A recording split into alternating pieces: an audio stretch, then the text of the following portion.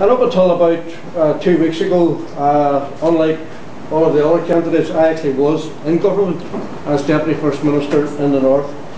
And dealing with NICPA, which is the equivalent of the community and voluntary sector down here, people that I have a huge regard for, people like Seamus McGuinness, and no doubt whatsoever, there have been contacts between the community and voluntary sector, between North and South. And I actually think that's very, very important. And I also think it's very important whenever we speak about citizenship, that we recognise that people in County Tyrone, and County Derry, and County Fermanagh, and County Down, and County Antrim, and County Armagh are as much citizens of Ireland as everybody else in the rest of Ireland's 26 counties.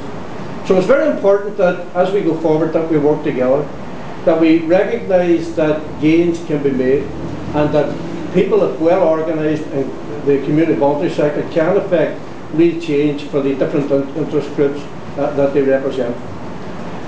I am someone standing in this election who believes that the people of Ireland have been betrayed by the elite, by the speculators, by the bankers, and indeed by the politicians, who are effectively collectively responsible for the economic mess which the island of Ireland, and particularly the South, is in over the course of recent times.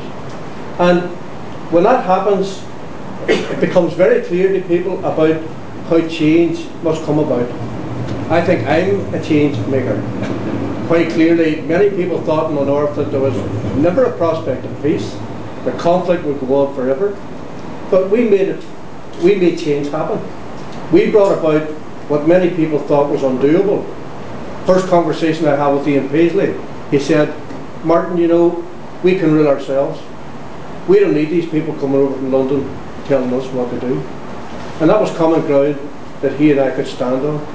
And when Peter Robinson came into the position of First Minister, people thought, okay, well, Martin McGuinness got on well with Ian Paisley, he'd not get on so well with Peter Robinson. And I got on as well with Peter Robinson as I did with Ian Paisley. And he and I both recognised that the community and voluntary sector were of huge importance in delivering for people at grassroots level. He and I recognised that the gap between the community and voluntary sector and those in government needed to be narrowed, that people had to be considered and respected and supported at a time of great economic difficulty. So the situation now here as a result of the economic crisis is terrible, absolutely distressing, with hundreds of thousands, maybe millions of people worrying from one day to the next about how they're going to pay their mortgage, how they're going to put food on the table.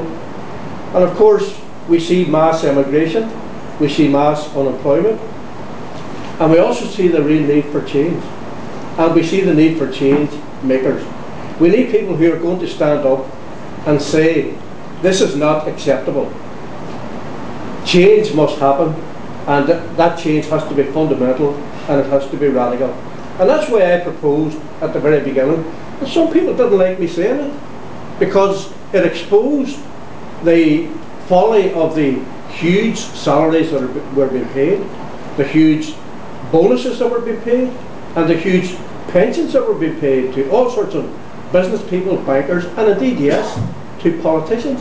And they didn't like me saying, when I came to fight this election, that I was prepared to take not the average industrial wage as they report, but the average wage, which is less than the average industrial wage, and that the vast bulk of the presidential salary should go back to the people of Ireland.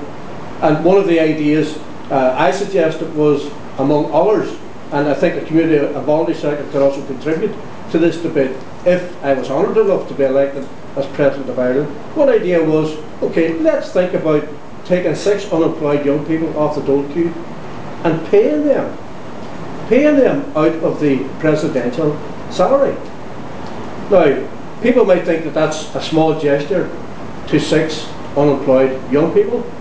There's a bigger message in it, and the bigger message is that the era of selfishness and greed that has consumed this country over the course of recent times has to be brought to an end. And the only people who can bring it to an end are those people who are seeking elected positions, who are prepared to stand up and